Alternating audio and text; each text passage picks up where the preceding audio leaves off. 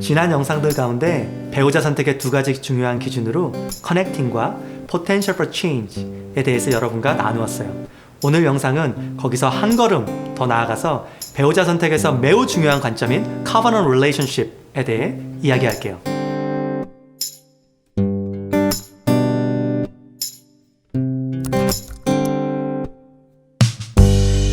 성경은 marriage, 결혼에 대해 얘기할 때 covenant이라는 단어를 사용합니다. 이 covenant, 언약은 크게 5가지 특징을 갖고 있어요. 첫째, 언약의 동기와 목적은 나를 위한 것이 아닌 나와 언약의 관계를 맺게 되는 상대방의 유익을 위함입니다. 따라서 결혼이 언약의 관계라는 것을 이해하고 있는 사람은 결혼을 통해 내가 상대방으로부터 얻게 되는 것들을 고려하기보다 상대방의 행복을 위해 내가 할 수 있는 것들 또는 섬길 수 있는 것들을 먼저 생각합니다. 그런데 많은 사람들이 결혼을 언약의 관계로 접근하지 않고 contract, 계약의 관계로 접근해요. 언약과 다르게 계약은 관계 안에서 내가 취할 수 있는 유익에 집중해요. 우리는 어떤 컨트랙을 사인할 때 혹시나 내가 이 계약에서 손해보는 게 있는 건 아닐까 하며 계약서를 꼼꼼히 살펴보고 내가 그 계약에서 더 많은 유익을 얻을 수 있는 포지션에 있으려고 하죠.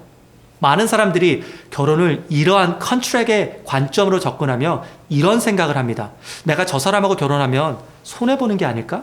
어떤 사람하고 결혼해야 내가 손해보지 않고 더 편하게 살 수 있을까? 물론 결혼 생활 가운데 손해보고 싶지 않다라는 생각을 우리 모두 한 번쯤은 해보았을 거예요. 저도 가끔씩 그런 생각을 했거든요. 그런데 그럴 때마다 죄인인 나의 유익을 위해, 나의 구원을 위해 나와 언약의 관계를 맺어주신 예수님을 생각하려고 해요. 그리고 저도 결혼 생활 가운데 그분을 닮아가려고 다시 한번 다짐하지요.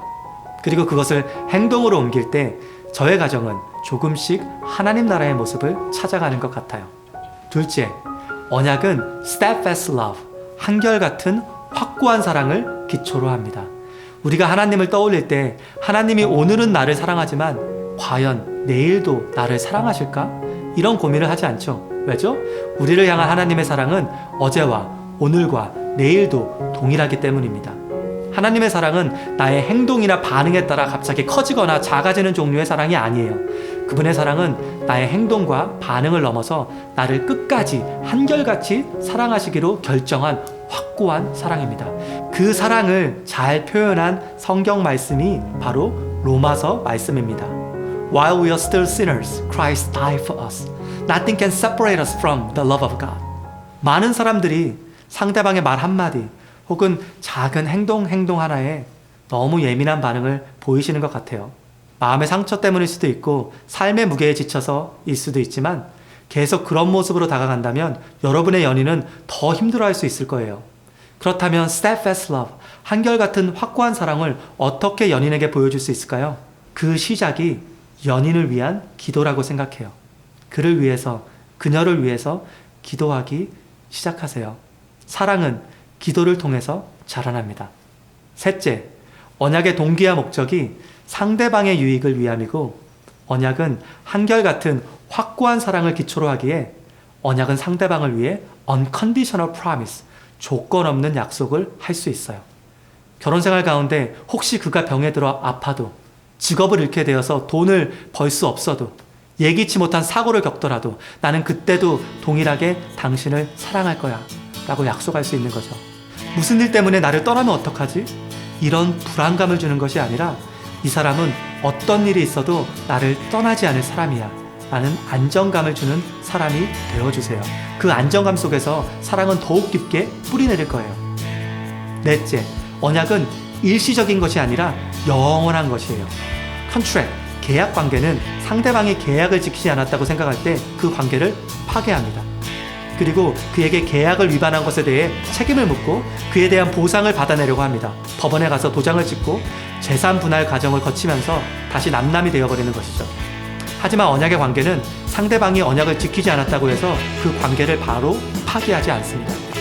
그것은 언약의 5번째 특징과 연결이 되는데 언약은 상대방이 언약을 지키지 않았을 때 그 상황을 함께 직면하고 상대방을 용서하며 그가 다시 언약의 관계로 들어올 수 있도록 도와줍니다. 성경의 예를 들면 이스라엘 백성은 하나님의 언약 관계를 계속해서 어기죠. 그들은 하나님으로부터 눈과 귀와 마음의 문을 닫아버리고 그분의 마음을 아프게 하는 선택들을 합니다. 그런데 그때 언약의 하나님은 그들과의 관계를 파괴하지 않으시고 하나님의 사람들을 통해 그들의 잘못을 일깨우시는 동시에 그들이 다시 언약의 관계로 돌아올 수 있도록 그들을 도우십니다. 그들의 잘못을 용서하고 다시 언약의 관계를 세워가시죠. 어떻게 언약의 관계를 저버린 사람들을 용서할 수 있냐고요? Forgiveness. 용서에 대해서는 다른 영상에서 더욱 자세히 다루겠지만 상대방을 용서할 수 있는 마음의 핵심은 상대방의 잘못, 인시던트에 초점을 두는 것이 아니라 이 사람이 누구인가, the person에 대해 초점을 두는 것입니다. 하나님께서 나의 셀 수도 없는 수많은 잘못들에 초점을 두셨다면 저는 지금 이 자리에 있을 수가 없어요. 언약의 하나님은 나의 잘못이 아닌 내가 그분의 자녀라는 것에 대해서 먼저 초점을 두세요.